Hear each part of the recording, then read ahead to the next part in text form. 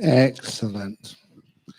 Now, how many of you haven't done a meditation retreat with me? About half. How many have? How many are deaf? Can't hear. That's about 50-50. But first of all, I want to emphasize that one of the most important parts of meditation retreat is some kindness. That's why somebody's already started to hug their bear. I have 2 bears here, which can be on loan. So if anybody needs a bear, please, you can borrow one. But please give it up before the end of the retreat, because I'm not quite sure where they came from. But it's nice that people have been kind enough. Come on, keep up straight.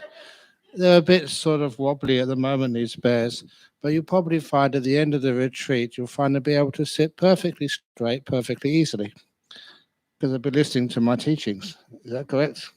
Yes. And this is how meditation works. During this retreat, again, if any of you has sore knees or sore backs or sore anything, please use the chairs. When I started off as a monk, or I started off meditating, it was hard to sit on the floor. Now I was a Westerner. We always used to sit on chairs. But I soon got used to sitting on the floor like this. And these days, it's one of the most comfortable positions for me. I've been training like that for years. Know how long I've been a monk now? It's over 48 years. So I'm coming to my 50th year now, and people reminded me I should be embarrassed about being a monk for so long. Even the Buddha was only a monk for 45 years. Okay, come on, it's okay to laugh. You've got to keep noble silence. But it encourages me if your laughter comes. So, but anyhow, for the first years I was in Thailand, northeast Thailand, I hadn't sat on a chair, any chair, for 7 years. And so my posture was very easy to sit like this. It was just what I was used to.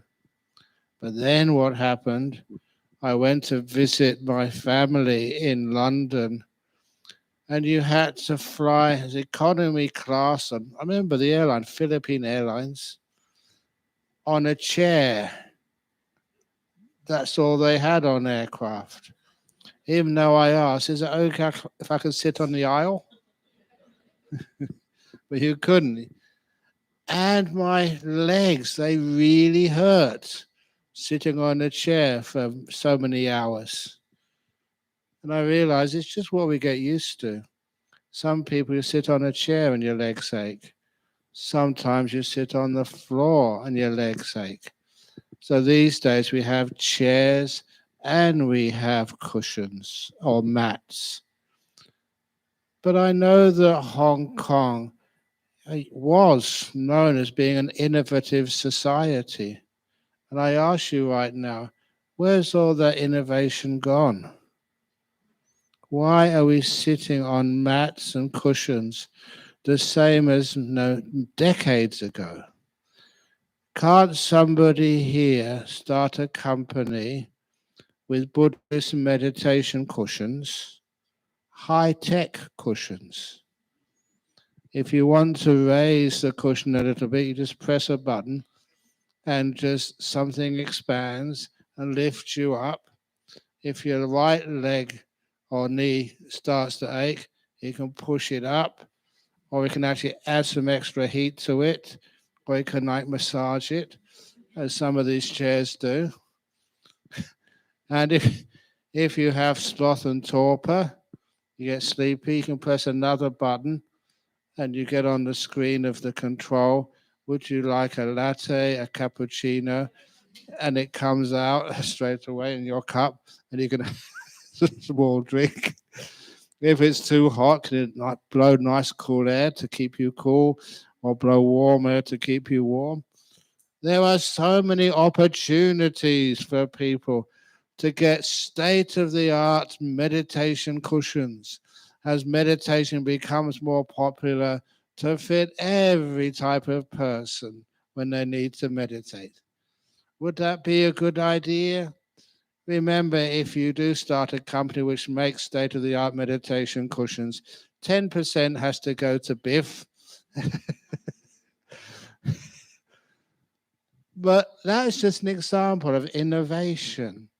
Because with innovation, that's where we learn more about what meditation is and how it's done. I tell the monks I teach at Bodhinyana Monastery in Perth, meditation is the easiest thing in the world to do. And it is. I'm not exaggerating. It's only when we meditate wrongly that it becomes difficult. So, how do we meditate? How we meditate? We relax. Come on, continue the saying. Relax to the max. Is there anybody from South Korea here? No Koreans? I think still the travel hasn't really resumed as it used to in the old days. People always traveling to each other's countries. But last time I went to South Korea, it was to do some teachings in right close to the demilitarized zone. And as part of that trip, they wanted us to go on a walk in a demilitarized zone. We had several other teachers were there. The very senior teacher from the Jogje order in South Korea, Ajahn Ganha was there. But these were really, they're supposed to be old monks. I think I'm the same age as Ajahn Ganha. He's got more arranged retreats than I have. But nevertheless, they asked me to lead the community of 6,000 Jogje order Buddhists, lay Buddhists, to lead them through a meditation walk into the demilitarized zone for about 3 or 4 hours. And it was very tough. I was shot at many times. Honestly, I'm a monk, I can't lie. By cameras.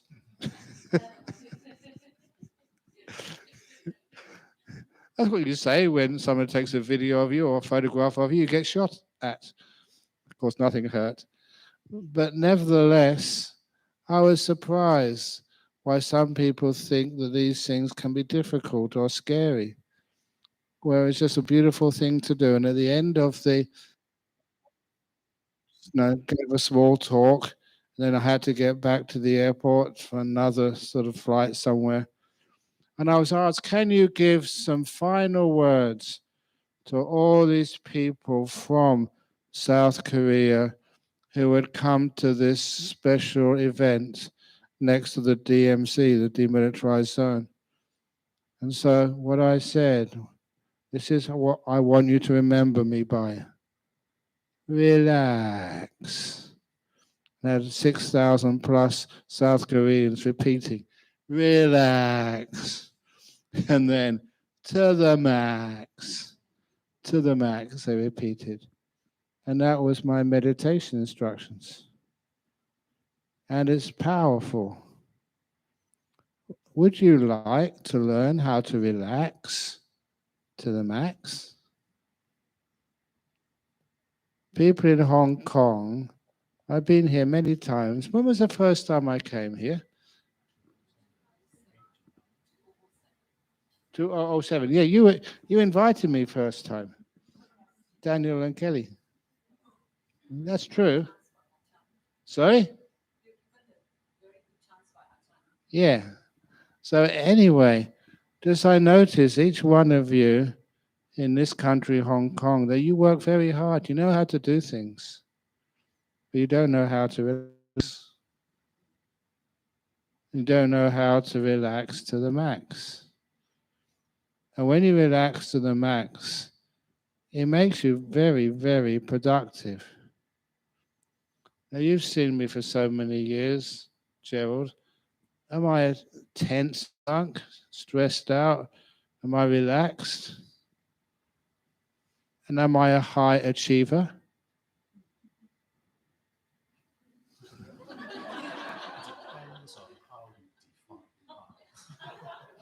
Am I well known? Have I done lots of amazing things for Buddhism? If you look at it, you know that no one would ever call me a lazy monk, even though I'm not stressed. And you're very productive. And this is one of the important parts of this talk. If you want to be more productive, get more done no matter what that is, please learn how to relax more.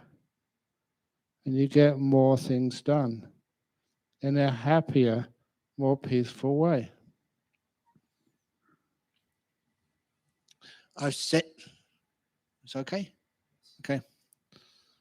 Please, I apologize in advance because I move around when I talk, that sometimes this robe moves and that robe moves. And sometimes I'm an Australian monk, and many Australians live by the beach, and so sometimes you expose your nipple.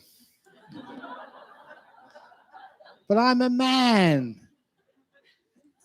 Especially in Australia, there's nothing wrong with that. You go to the beach, you see that all the time. Even you go to the swimming pool in this hotel. You don't tell the people swimming there, not the men anyway, but please don't cover your... So I think it's really unfair. You always criticize me. But... Anyway, what was I? We're learning how to relax to the max. You get so much more done. And this was the teaching.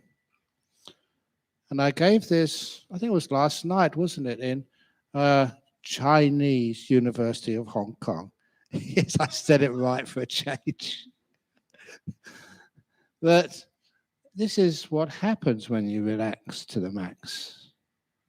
And it's the old story. I first gave this in Brisbane, where I was invited by a Sri Lankan member of the World Computer Conference group. It was just in one presentation which I gave at this huge conference. And as a result there, I got such positive feedback.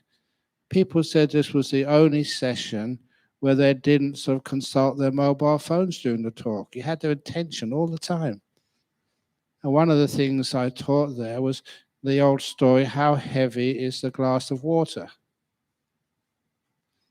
I also taught this at Imperial College in London. That's a great science college. And they said about 80 grams. That's not the answer to the question. I don't want it in grams or ounces or pounds or whatever. How heavy does it feel? And then the answer is the longer I hold it, the heavier it feels. You can try this yourself. When you get back to your room in this hotel or you come from outside, go back home, fill a cup full of water and just hold it and see how it feels after maybe 5 or 10 minutes. When it starts to get uncomfortable, you put it down. And once you put it down, you rest your arm. It's got no tightness or tension on it for about 2 minutes. I'm rushing this now. And you pick it up again. It feels much lighter. That's how you solve the problem of stress. Stress in life is not doing too much. It's not knowing how, when you get very tired and you cannot produce good ideas or writing or find the correct words, why you don't put it down for a few minutes. People say, but then you're wasting time. You lost, say, half an hour if you meditate. That is not what happens. If you rest for half an hour meditating or just relaxing, no matter what you're doing, but you rest your brain, then when you pick up the job again, not only is your brain not burdened, but also it is recharged. You get more energy there and more ideas. I don't know if you've experienced this, but sometimes I have to write something, some response to an email or some forward to some book or something, or a report for our committee. Actually, I'm a member of too many committees. So anyway, I know what it's like to write a report. So sometimes you start writing a report and you can't figure out the right words. You can't remember everything. You can't put it in a way which gives the information in a pleasant way. And that's because I'm tired. So what I learned how to do is to rest my brain, make it peaceful, to learn how to relax to the max. When I go back to the computer screen, you can type really quickly. And I am amazed at the difference. If you try and write an article when you're tired, you are actually wasting time. You can't write it quickly, and the quality is not that good. If you learn how to be peaceful, put it aside, and then write it, you write it really quickly, and it's high quality. And you find you can get 3 hours work done in 2. That is acknowledged in psychology. I first taught that in Brisbane. From Brisbane, it went into the Australian Business magazine. And from there, someone in Harvard saw it. And it became part of Harvard Business School. How to get more out of your workers with their stress. And that's how I practice. If ever I have lots of work to do, just give me half an hour. And you revive, you become almost like a different monk, energized with ideas. So this is what we're going to learn here on this retreat. We know how to work. We find it very difficult just to let things be and relax to the max. And afterwards, whatever you have to do in your life, you have far more energy, far more focus. And whether it's writing, talking, or whatever, it becomes much easier for you.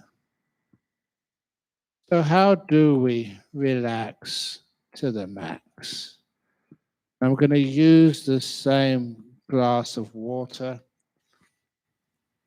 How do I relax the water in this glass? Here it is. Many people say, in order to keep the water still, you have to be mindful. I'm not mindful, am I? I'm not even looking at the glass of water. Has it become still yet? You're an honest nun. Is it still yet? No. So what should I do? I should be more mindful. So I'm going to be mindful now. Has it stopped moving yet? I'm not concentrating, am I? I'm now going to concentrate while I mindfully hold this water.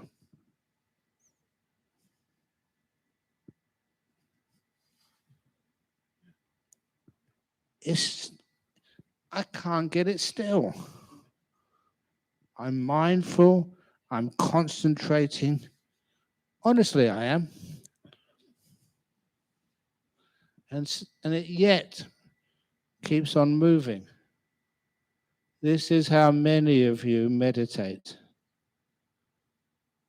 You are aware, but you are concentrating, you're trying to make it still.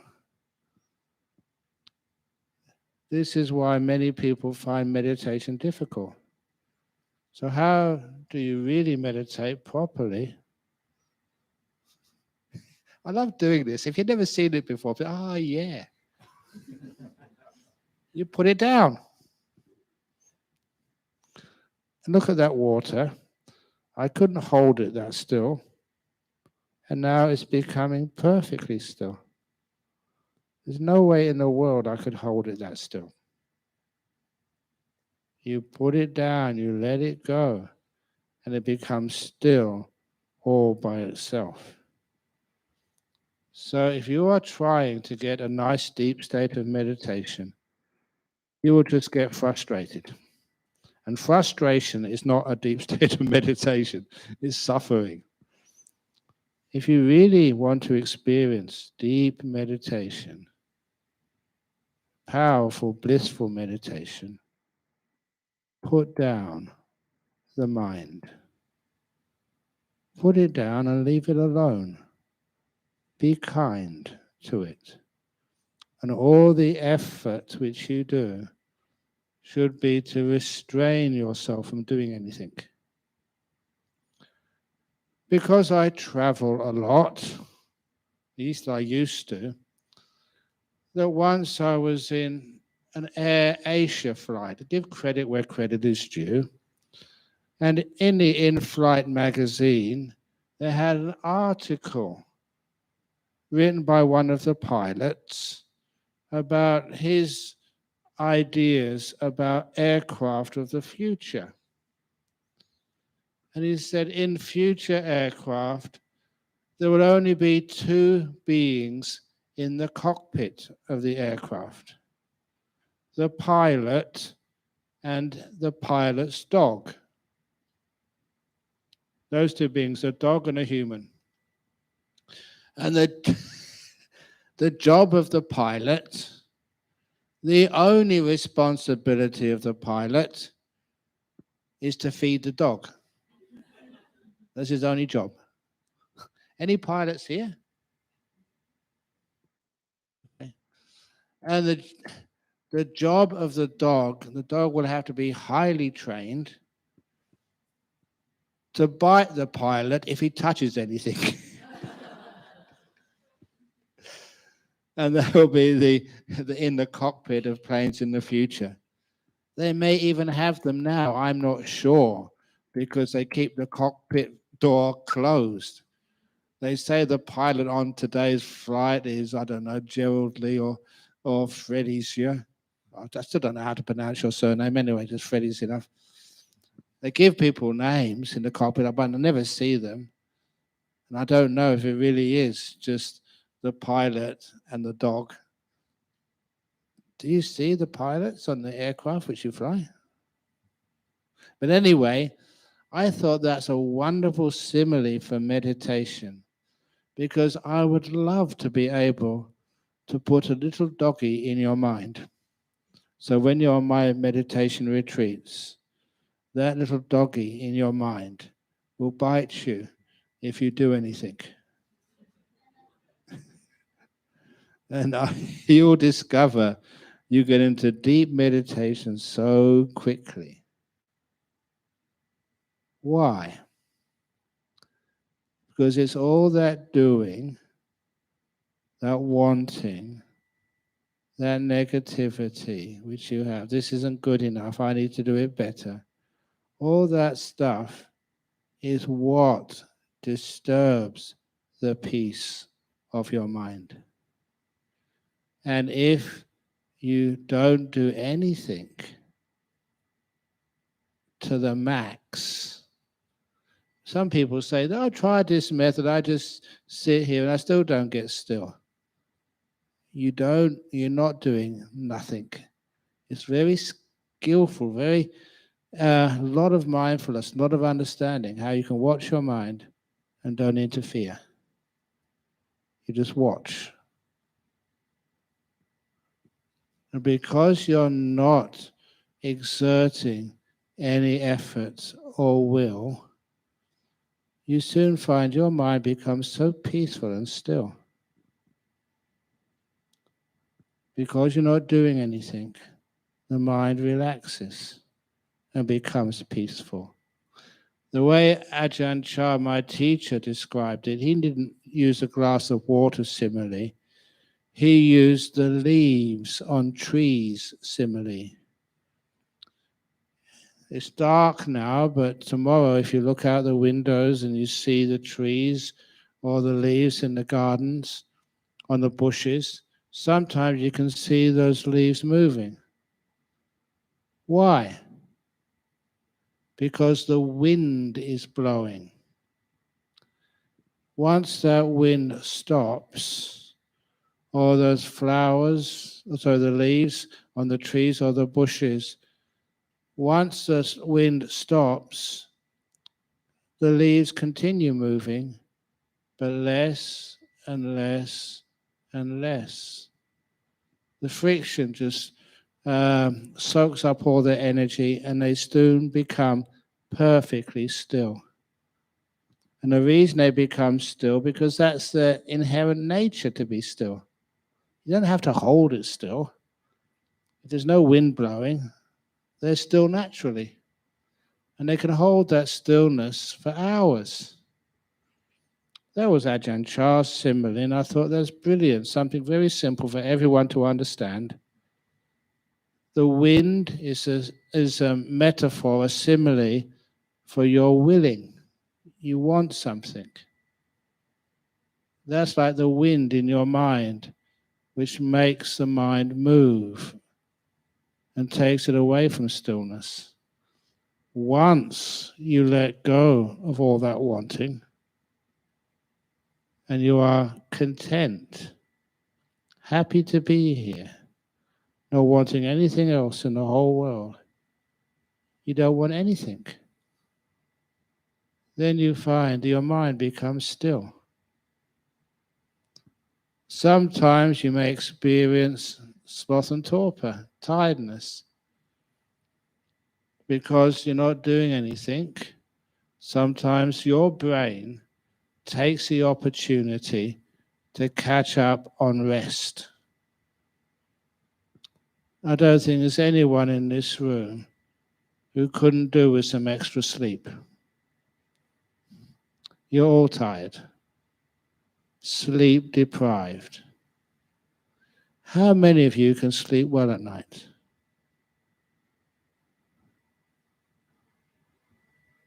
It may be well, but can you sleep better? To let the head hit the pillow and just really just go into a deep, peaceful sleep and wake up refreshed. This is what meditation can teach you. Simple things. When you go to bed at night, relax to the max. Let go of the past and the future, which is not your business. Sometimes I ask people, in your house, your bedroom, even here, you may have some slippers or your shoes. When you take off your slippers, you don't take them into bed with you, I hope, do you?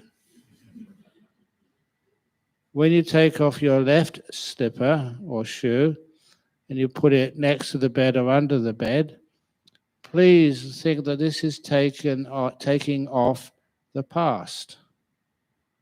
Everything which has happened to you today. You don't take that into bed with you. When you take off your right slipper or shoe, then that's letting go of the future. And you put that under the bed. You don't take it into bed with you. Little similes like that can actually work, which means you can have a nice, peaceful rest at night. You deserve it. You're busy enough that you need to rest as much as you possibly can. And that means that you learn how to let things go and let nature teach you how to sleep, how to let go, how to be peaceful. Often, this is one of the reasons why, I am pretty healthy. I never got COVID, haven't had a disease for years. One of those reasons is sometimes, especially when I'm in a monastery, in Bodhinyana monastery, living peacefully, sometimes I meditate, close my eyes. Actually, I meditate often, but some occasions you meditate and you can sense it enough to your body and mind, and you feel that there's something not really balanced. And I ask my mind, I ask my body, the two of them, body, what do you want? Mind, what do you want? It's just a way of being mindful and aware by asking questions. I can, for example, ask Gerald, how are you feeling right now? Pretty good. You see, that was an exercise in what mindfulness is. You ask the question, you get the information back. This is asking my own body how it feels. And sometimes I'm not sort of a doctor. So I'm a doctor of medicine. Sometimes my body says it doesn't feel good. I don't know exactly what's wrong. On those occasions, if it's at all possible, I go back to my room, which is a cave over in Bodhinyana Monastery, Western Australia. No one can see what I'm doing inside. And it could be any time of the day, afternoon, at night time, and I lay down. My body tells me it needs a rest. And because of that, I know I've got it right. When you lay down and you fall asleep almost immediately, half an hour, 45 minutes afterwards, you wake up and your body feels really good. It's like my body is telling me, thank you. Thank you for listening to me. I needed a break and you gave me it. Thank you. And that is how I stay healthy. I listen to my body, and half an hour or 45 minutes falling asleep at any time of the day or night, that really helps. And often it's not that I spend my whole life sleeping. That means in the evening time, some maybe at 9, 10 o'clock, 11 o'clock at night, sometimes you're meditating, you ask your body, do you want to go to bed now? I said, no. We're having a good time. We're peaceful. It becomes very productive.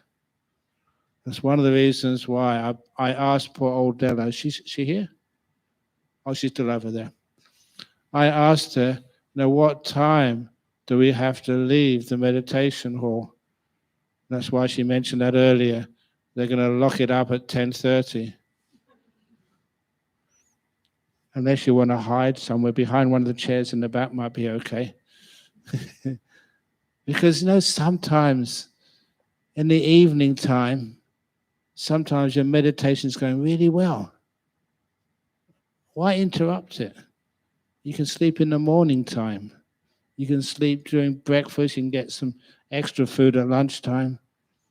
I like to have these retreats where when your meditation is like hot, and it really is working, carry on. Just imagine that Siddhartha Gautama came on one of these retreats, not enlightened yet, and 10:30 he had to go to bed because the hall was going to be locked up. He would have got enlightened. So I like it that you get mindful of your body and of your mind and know exactly when to meditate, how much, how long. And that mindfulness, with the kindfulness as well, the kindness, that becomes incredibly powerful for your happiness, health, and peace. Don't believe what other people say of how long you should meditate, or in what posture. Find it out for yourself. When I do guided meditations, these days. You can hear them online. There's many guided meditations online. I just scan my body first of all, and I ask it, feet, how do you feel? I thought this was just an exercise without any meaning. But then, after many years, I can actually feel my feet. I can feel them right now. And I know my big toe on my right foot is not comfortable. It's being squashed. So I move. Little things like that show I care for my body.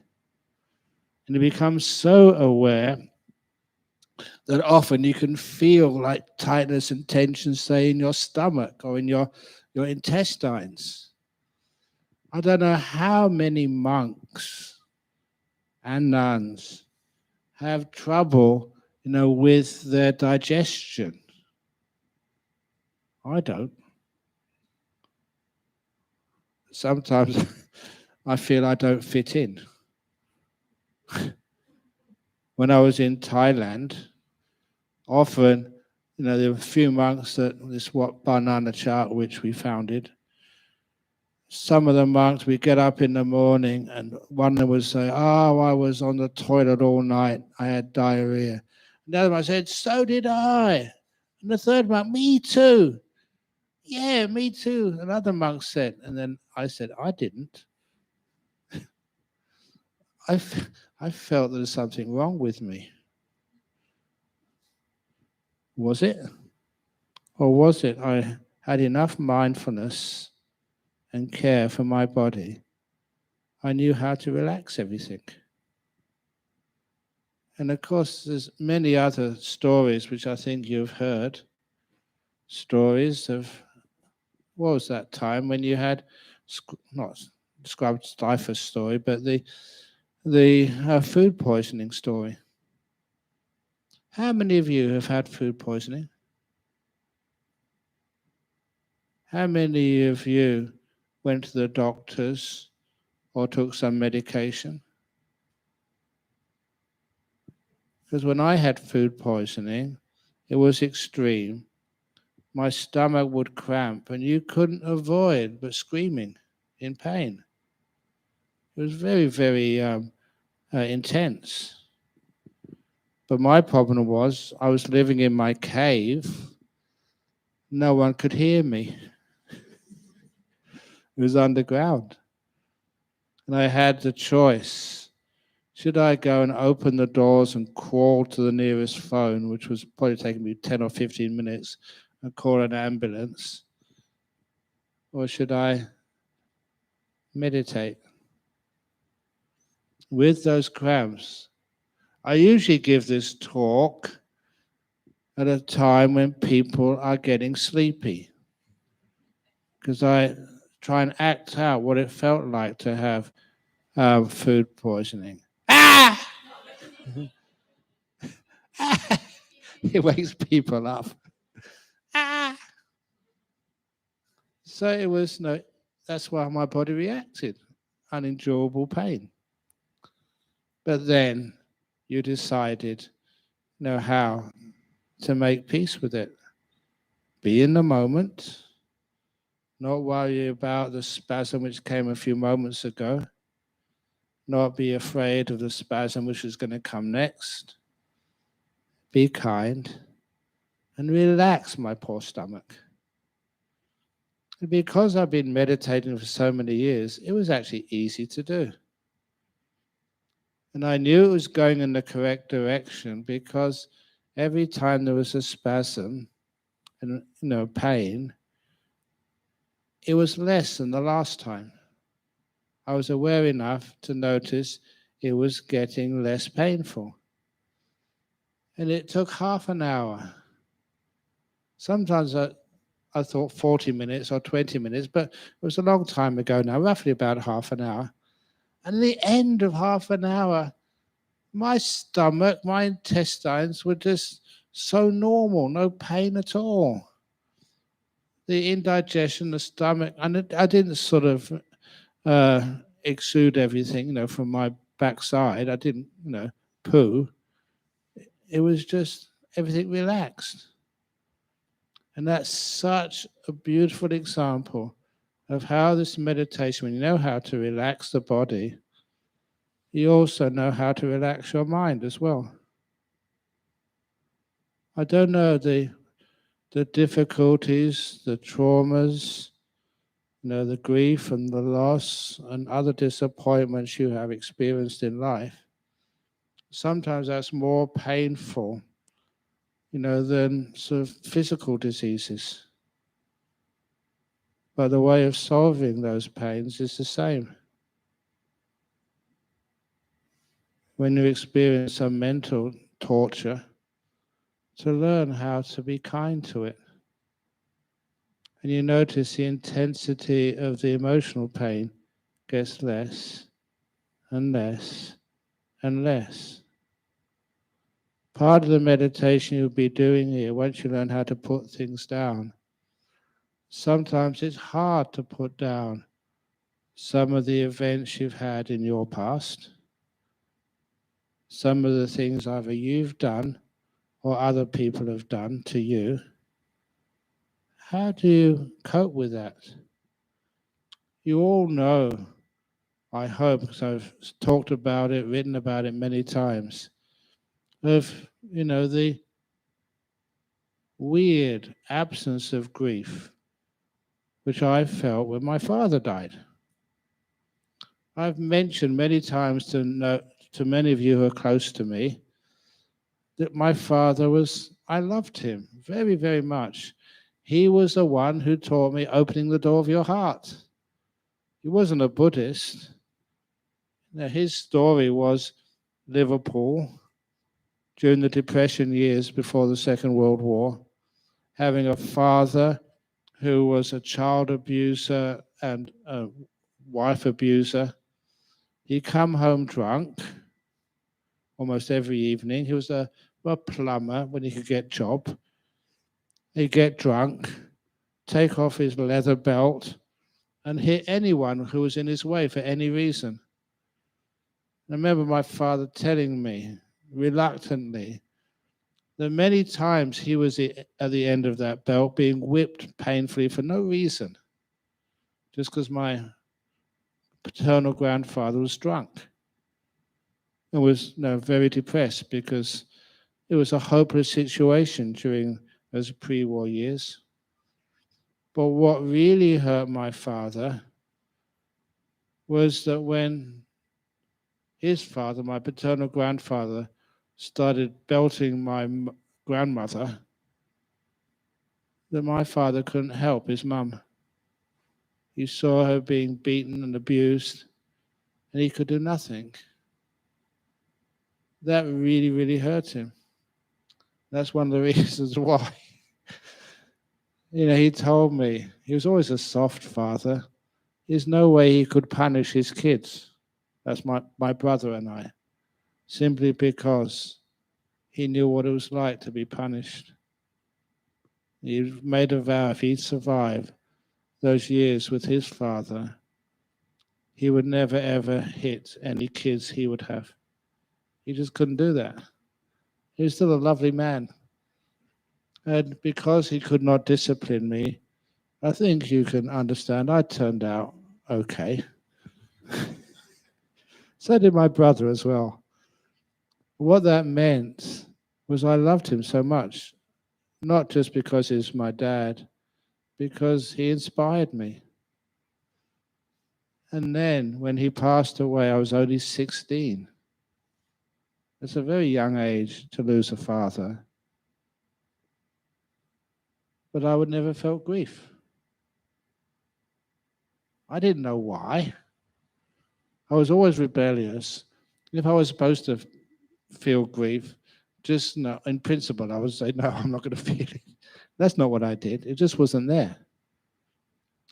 And one of the reasons I found out, it was only much later when I became a monk, the reason I didn't feel grief, because I loved him so much. And now I'll explain that. The feeling I had when he died and at the funeral service and ever since, I can notice that emotion. I had a very similar emotion, which I experienced many, many more times. When as a young man, I went to a concert and heard some of this great music. I grew up in London. It's a wonderful time. People inventing new forms of music, and it's easy to go and watch all of this stuff. Pretty cheap. For those of you, how many of you like rock music? Do you like Led Zeppelin? I was there at their first concert in the Marquee Club in London. Saw the first concert of Led Zeppelin. Go to another concert, and there's only a few of us turned up to watch. About half a dozen, I think. And the lead singer, you know who the lead singer was of this band? Rod Stewart. A private concert. It was so odd. But one of the things I always remember, that at the end of those great concerts, when I knew it was all over, and I would probably never ever see that great band or musician ever again, I never cried. As I walked out those great halls in London, whether it was the Albert Hall or these little clubs, I never felt sad. I felt what a wonderful performance that was, and how lucky I was to have been there at the time to witness that. That's how I felt. And that's how I felt when my father died. What a wonderful time we had. 16 years. Thank you, Dad. Be great if it was 20 years, 30 years, 40. I remember when we were a really poor family. None of us had ever gone to university. And when I got my scholarship to go to Cambridge, I remember I rang up my uncle, the closest relation to my father, to tell him. He burst out crying. He said, I wish your father, my brother, could hear this. He would have been so incredibly proud. We never got to hear that. But nevertheless, that's how much you loved your father, and never felt like you should feel grief at all. Feel such great joy. That is actually different ways of looking at negativity in life. Did you have a great father? A great mum? And she passed away? Thank you, Mother. It's like you were participating in a beautiful concert. You feel like getting up, clapping, and asking for an encore. But of course, it's gone now. But nevertheless, you are learning how to bring that kindness and different way of looking to some of the experiences in your life which you find hard to bear. COVID time, when people had to work from home. I couldn't understand people. Why are you complaining? So often people told me beforehand they had money, but they were time poor. They didn't have enough time to actually to listen to some Dhamma, to do some meditation. Now they had plenty of time and they still complained. So when that ever happens, if you get sick, how wonderful that is. You can lie in a hospital bed, you have nothing to do, just catch up on your sleep and not worry about a thing. Because whenever you're sick, you don't have to worry. As Ajahn Chah often said, if you're sick, you'll either get better or you'll die. the sickness can't last. And I kind of like that idea, seeing things in a totally different way, which doesn't cause you stress, doesn't make you have to do things, that your glass of water is sitting there perfectly still, perfectly happy. And after a while, energy comes up. So when you are meditating here in this retreat, what time are we supposed to finish? 8:30, I've got plenty of time. So when you're on a retreat here, let the past go, take away the fear of the future, and then you find it's easy to be in the present moment. One thing which, if you possibly can, I would advise you, is to turn off all your mobile devices. Sorry, Gerald. In other words, you can leave messages for people, your family and friends. Look, I'm out of touch for 2 or 3 days. You will find if you don't answer any emails or what else you have there, you're not missing out on life. You're not missing out on any tragedies. There's no one who is that important in this room that if you don't answer your mobile phone, the economy is going to crash, the world is going to go to war, and everything is going to go terribly wrong because you didn't look at your emails. You're not that important, honestly. Which means you can have a nice, peaceful, easy time. Why do you look at so many emails? It's always the kind of fear, just in case. And you check your emails, and all those things you fear just in case, they don't happen. And the world keeps going on perfectly without you. It's a trusting in just being simple, being easy. And that means you don't allow your mind to get disturbed by these things. That means you've got less to think about. That means it's easier to be peaceful. And that means when you're meditating, you soon, after a while, the mind doesn't get bored. Stillness becomes delightful. There's something about peace and stillness which is very, very, very enjoyable. First of all, it's only a small joy, but it really starts to grow big time. Sometimes when you are sort of meditating and nothing's happening, great, nothing is happening. There's some peace. There's nothing I need to do.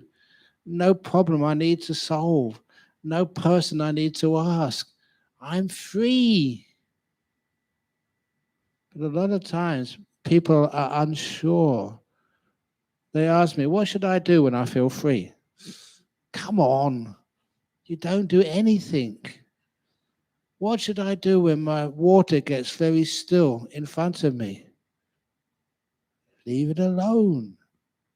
It's beautiful. You're having some rest, some peace, some stillness. Even this much stillness is so beneficial for you. But that's just the start. That's why I don't talk like this enough in Hong Kong, because we only do like short retreats. When any of you come over to like a retreat center in Perth, then you find the mind after a while settles in peace and starts to get power.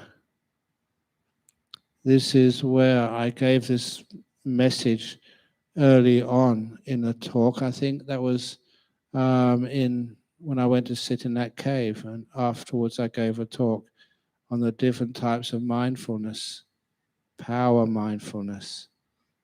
and superpower mindfulness. That's part of mindfulness which I haven't heard anybody else teach, I must admit. Ajahn Chah, yes. But this is where the mindfulness gets incredibly powerful. What do I mean by powerful mindfulness? You're aware or you're not aware. Isn't that the case? Of course, that's not the case. Your mindfulness sees so much more. The difference between looking through the window of a car windscreen, which is really dirty, and one where it's been cleaned so amazingly that there's no distortion of the data at all. Difference between looking outside at night time and looking outside in midday when it's really clear and everything is bright. You're seeing so much more. And that is really fun. You see the carpet in front of you?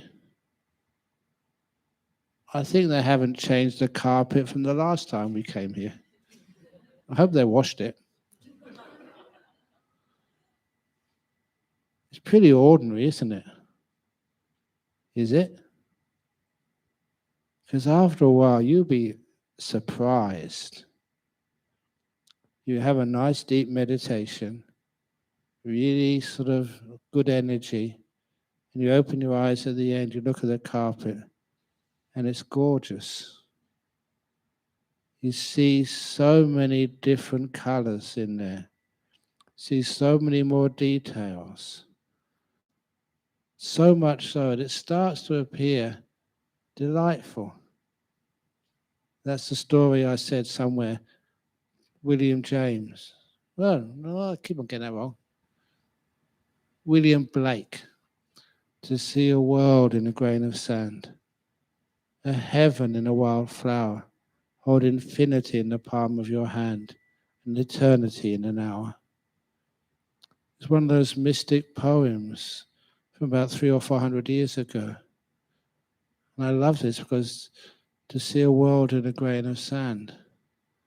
Sometimes we're so busy moving so fast. We pass by these things. We don't notice them. Our mindfulness doesn't pick them up. But once you really start to get some nice meditation, you can see just simple things. And they're so full of detail and beauty. And a heaven and a wild flower. We do have many wildflowers in the Australian forests. We even have a season, a wildflower season. And people in the old days would come from Hong Kong just to visit the wildflowers. They're beautiful. But they're very small, tiny. But you look at them, and after a while they become so amazingly gorgeous. Everything looks really beautiful. That is a sign your mindfulness is increasing in its power because of stillness. And I talk about that, I encourage that, because that's one of the keys to beautiful meditation. You may be watching something like your breathing. Pretty boring, isn't it? You tell other people, I went on a meditation retreat. What did you do? Just watch my breath for an hour. That's all. Just watching your breath. You must have bored you stupid afterwards. And then you say, no. After a few minutes, the breath becomes like a wild flower. See a heaven in it. See a whole world just in one in-breath. That's no exaggeration. After a while, when your mindfulness grows, of all the in-breaths I've ever breathed, there are no two ever the same. Every one of them is different. And sometimes some of them are just absolutely gorgeous. What happens then when you start to be aware of like beautiful breathing? That means that just when someone like me rings the bell at the end of the meditation, you're not going to get up. You keep sitting here because you're having too good a time. And Della, if anybody is at the end of the 10:30 or whatever, still sitting here, don't try and shake them because they won't feel it. What you usually do is you speak kindly into their ear. I'm serious, it's not a joke, because that's the last of the senses which can actually penetrate deep meditation. And if they don't respond, just with a couple of other people, just lift them up and take them into their room. That's serious, because there's no way they're going to come out. They're not dead, they're just having a wonderful time. Having their time, sometimes people call it the time of their life. No, the time of their lives. Is that amazing? So when those sorts of things happen, you know how much joy is coming, and you are super mindful. The awareness is just more than you've ever had before, and what you experience is absolutely gorgeous inside. I did give that story of that piece of poo. I'm not going to repeat it now. I said it once. I think you all know that story.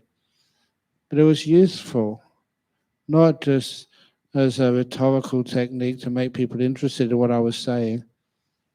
There was one of the devotees. He was a fundamental particle physicist, brilliant fellow, working in the Large Hadron Collider in CERN, in Switzerland, France. And he's a very good meditator. And he said those stories, they answered for him the question of what is beauty? What is delight and happiness? What is beauty? Is your partner beautiful? Is the carpet beautiful? Is Ajahn Brahm, fat old Ajahn Brahm, is he beautiful? I still can't understand why people take so many photographs of me. But nevertheless, what is beautiful and attractive?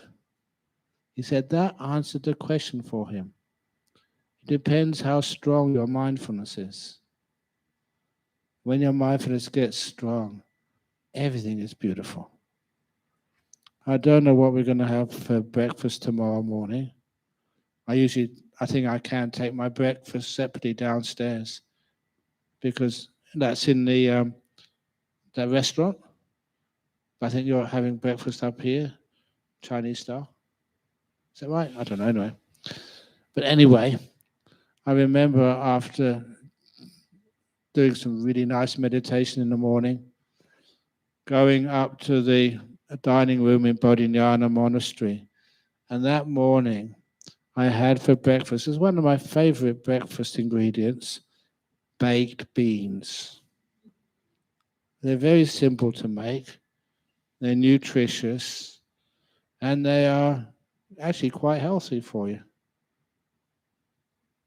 But I just put one baked bean. Do you know what I'm talking about, baked beans? I just put one bean in my mouth, and I held it there. I didn't swallow straight away. I couldn't swallow it because the taste was mind-blowing.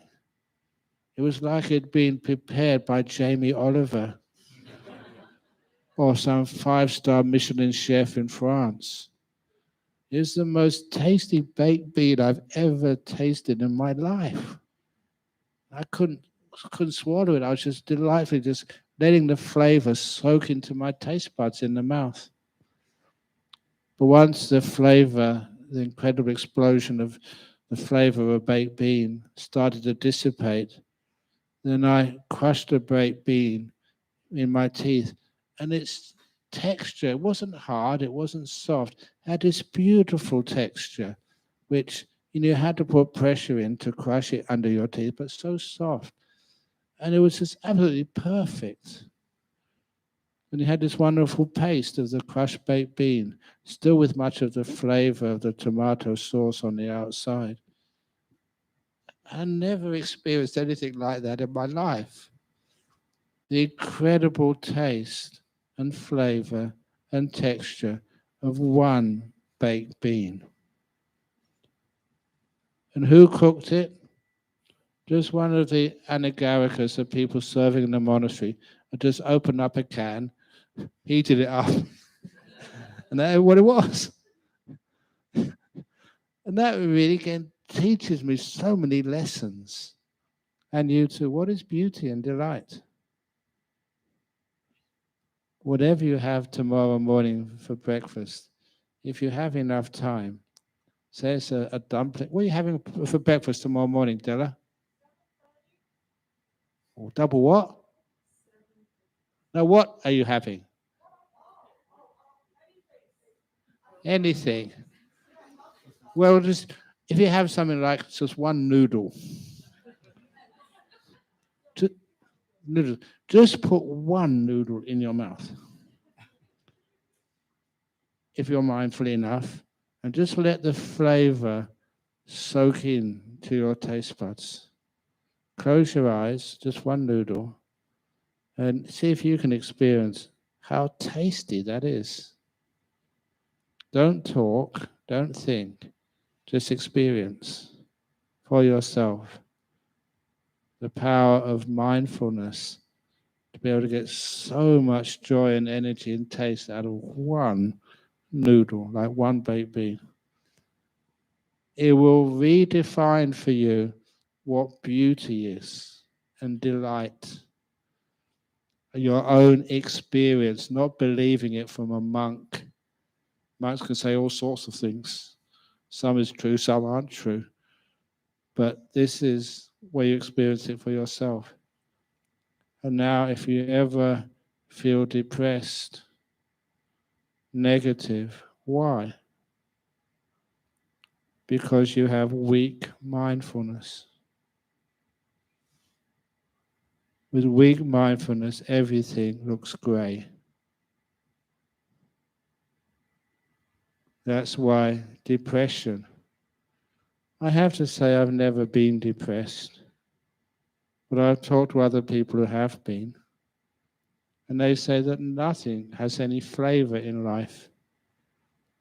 Even, we were just joking about kimchi. Kimchi is just ordinary, it's got no flavor to it. Or like baked beans, there's no beauty in the world. Everything is grey. Even if you hear some music you used to like, even if you hear one of Ajahn Brahm's incredible jokes,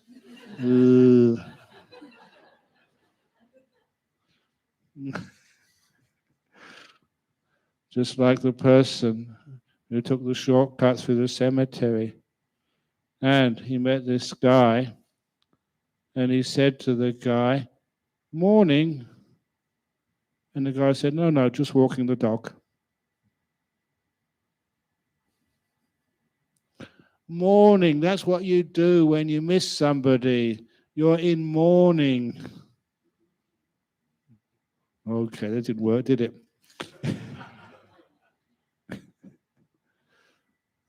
What's another nice joke? Okay. Why did the piece of tofu cross the road? No tofu? I know the soybean protein. Why did the piece of tofu cross the road? To prove it wasn't chicken. Oh, somebody, you got that. Okay. I'm going to teach Dhamma instead of jokes.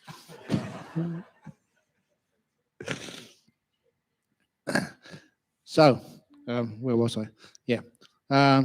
So when the mindfulness gets very strong, everything looks beautiful, tastes beautiful, feels beautiful, including whatever you're watching in the mind. And that is crucial to understanding the deep meditations. You're watching, say, your breathing. I only mention the breathing because it's the last part of your body which you can notice. Everything else is nice and still. And then when you're breathing, it becomes so gorgeous.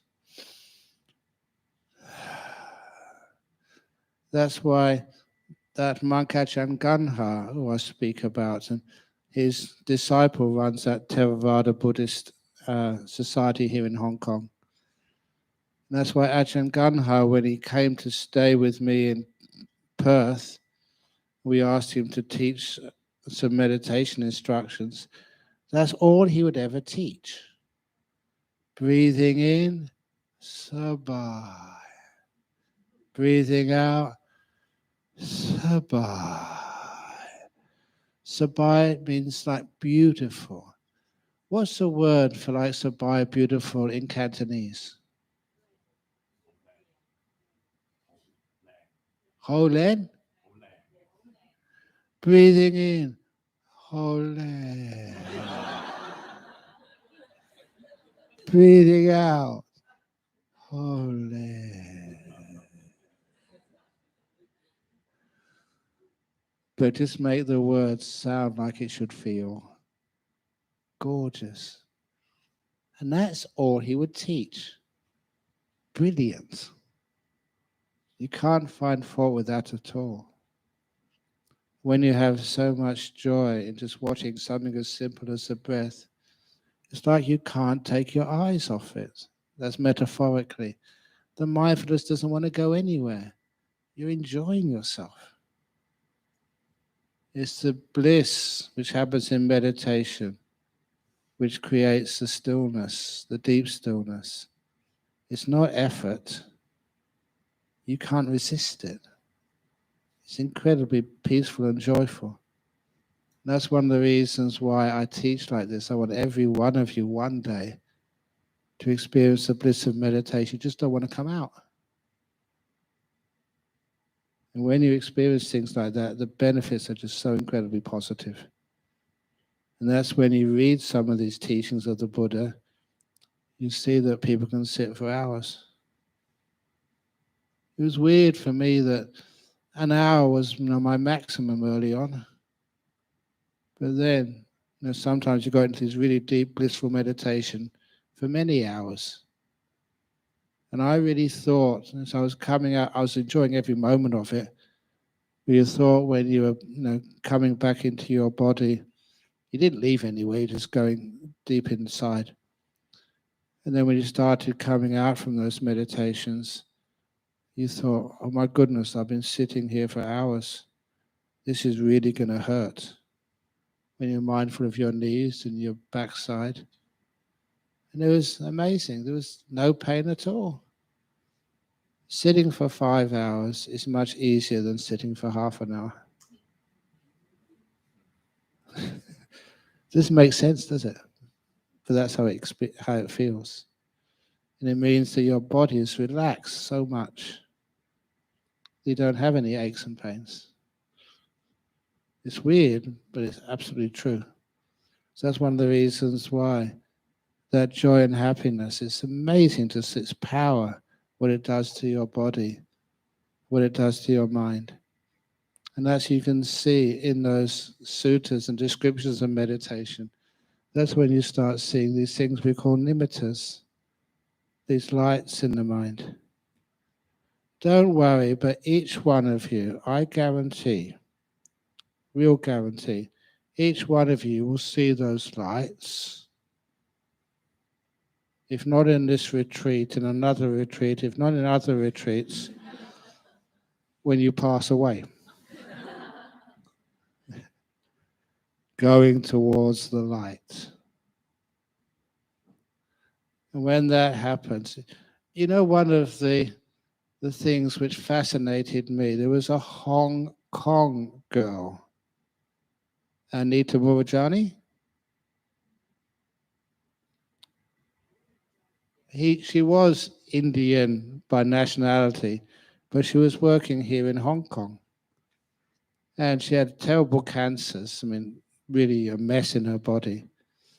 And they gave her what the doctors thought was basically a last chance, an operation. And then after her operation, the doctor was so pleased she survived the operation, opened her eyes and says, "My cancer's gone." And I said, she hasn't really come out of the anesthetic yet. The cancer hasn't gone. There's still tumors there. But that was where the cancer started disappearing. She went into full remission. And what had happened, that she had an out-of-body experience at that time. And in that out-of-body experience, she went off to the light.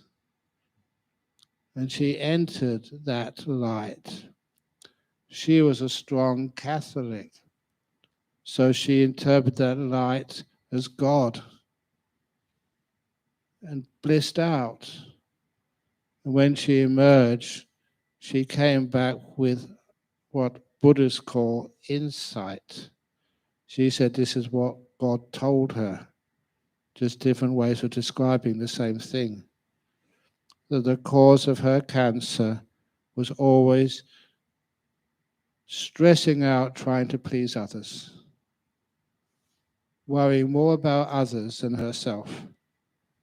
Even though she was very successful in her life, she could always be more successful. And she was struggling so hard to please others. And that was the cause of her cancer. And once that cause was seen and she let go of it, the cancer went. One of the interesting parts of that story, one of the reasons why I like telling it often, is that her GP at the time in Hong Kong was a person who was called Dr. Walker. And after that experience, the GP went overseas.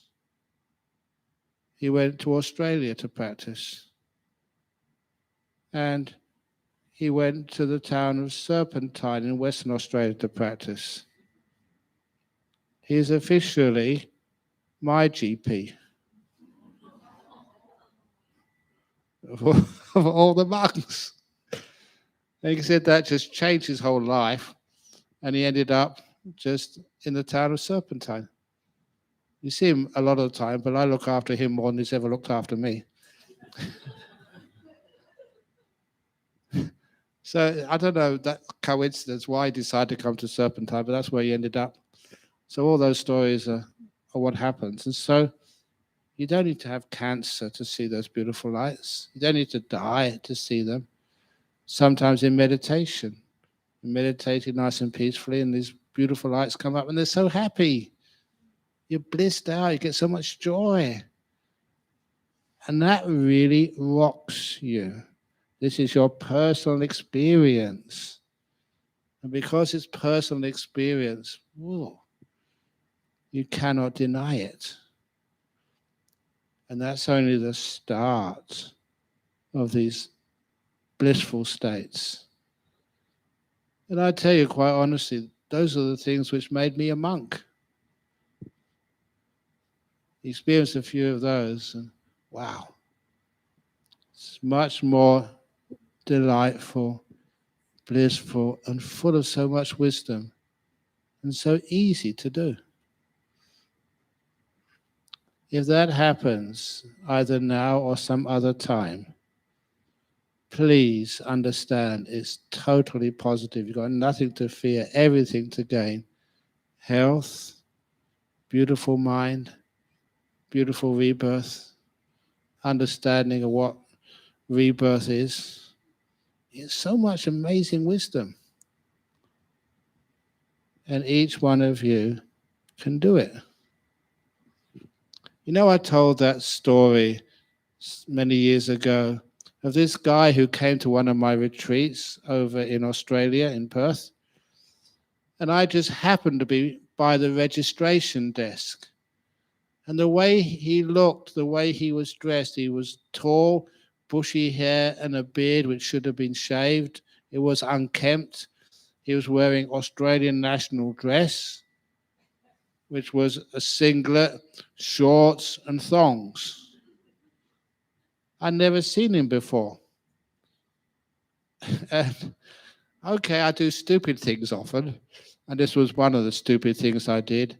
I said, "Sir, I think you're in the wrong place. The prison farm is 6 kilometers up the road if you want to visit some of your friends." He said, "No, I'm on this retreat." I checked his name. He was on that 9-day retreat. He was a star meditator of that retreat. He came to see me at interviews and he described his jhana experience,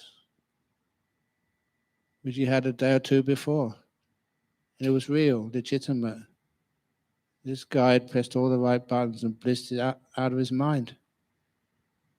I didn't know where he'd gone to afterwards. But one of our caretakers at Ajahn Brahm, if you remember Dania? She kept in contact with him. I think he's living somewhere else in Australia now. That's why he can't come to Perth. He's repeated that many times. It changed his whole life, in his words. Now I'm saying that, I'm sure that I don't need to read your minds, I'm just looking in your eyes. You say, I want. You don't get these states by wanting. You put things down. You leave them alone. And it happens naturally. This is a natural quietening of the mind and blissing out of the mind. The 5 senses vanish and the 6th sense of the mind just starts to really grow and manifest. But one of the reasons I say this, if it does happen to you, please don't be scared. Don't be excited. Don't go, wow, or it's too much for me. I only just came in here just to relax a bit, not to get this sort of stuff. It happens naturally. Several of the people who come on my retreat do experience that. That's just sometimes on their first retreat. How many retreats have you been doing? But do it well. Don't worry. Be content and let it happen. And you love me for that. And I love you back. There's nothing which gives me more joy than someone coming up and telling me they've experienced those deep states of meditation. He says, well done. I feel like sometimes I'm a parent. And when my kids do something very beautiful, like experience some of these states of mind, great. Almost my job as a parent has been done, completed. You do the rest by yourself. So anyway, I've been talking a lot. It's almost 8:30 now. I was going to maybe suggest any questions, but has anyone got a question which is burning? And what, do you want to put your hand up for something? No, okay. So, oh yeah, go on.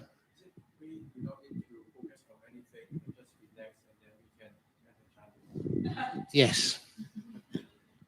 So you don't have to focus on anything. You don't do anything. It's like whenever I talk like this, I'm always a little bit reticent because it's one of our rules as a monk or a nun as well, that if you claim things like these deep meditations, if they are true, you're telling the truth, you're telling that to lay people, it's an offense of pajita, it's against the Vinaya rules. If you're lying about it, it's a parajika offense. You're no longer a monk. These are serious things. So but you get frustrated sometimes. Can't you really explain things? So what I do these days, there was a time when I was visiting Sri Lanka and someone asked me the question, Ajahn Brahm, you talk so much about these deep meditations, jhanas. and you write books about them. Ajahn Brahm, can you enter jhana? They put me on the spot. So the way I answered, I'm sharing with you because it also teaches you an important part of these deep meditations.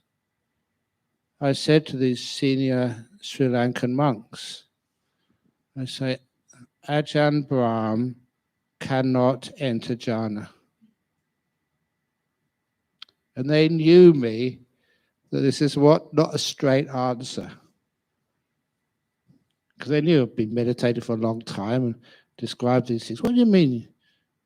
And I said, Ajahn Brahm has to vanish first of all.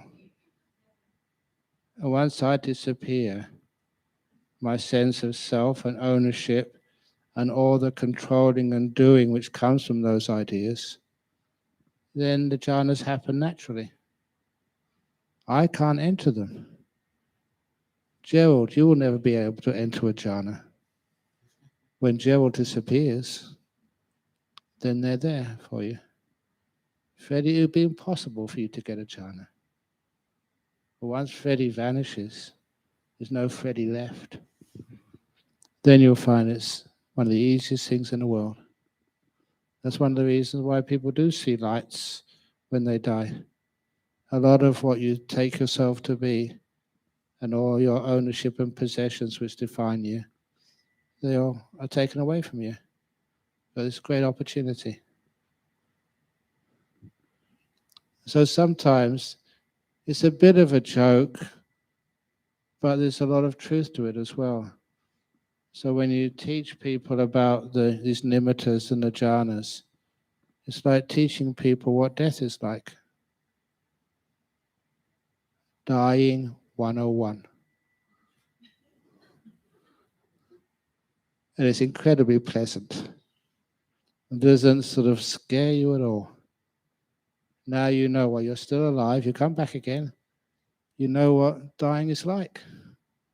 5 senses vanishing. And that's why I say with kind of authority, they don't have to be afraid of death. Dying, yes, is often unpleasant. But death itself, when you go past that point, is very peaceful and very beautiful. And if you know what you're doing, then it's incredibly nice.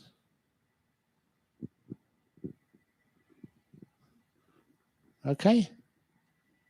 But please don't die tonight, because the poor organizers here, that would really sort of discourage them and give them more work to do. And I would like each one of you to have a nice, peaceful time when you're here. That also means any problems you have, don't go asking poor old Della or Gerald or anybody else or Freddie or something. Please keep it to yourself until the end of the retreat, and then you can ask the questions. So it means, yeah, there may be some difficulties, but try and solve them for yourself. So all the organizers here can have a nice, peaceful time. You all deserve it. I mean, sometimes I feel a bit guilty coming here because some of you work so hard. It'd be nice for you to give you all a rest. Anyway, thanks for listening. So now we can do like 3 sadhus. Sadhu, sadhu, sadhu. Good. And sharing of merits, we do the sharing of the merits at the very end of the retreat. Could be more merits. And you don't want any spirits to be around here the first day, do you? Okay, so have a beautiful night.